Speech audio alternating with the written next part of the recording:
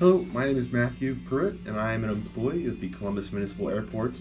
If you are not aware, Columbus Municipal Airport is a pretty good-sized airport, so we do have two runways, each being pretty long and pretty wide, so we can get a variety of different aircraft in terms of size, weight, and all sorts of other things. So in this upcoming video, this collection of videos and photos, you'll see all sorts of aircraft from Cessna 172s, which are mainly primarily used for training.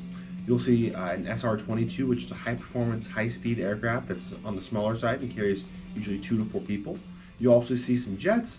You'll see some C-130s, which are some big military aircraft used for transportation. You'll see helicopters. So we get a wide variety of all types of aircraft, and you're going to get to see a nice collection of those. So enjoy the video.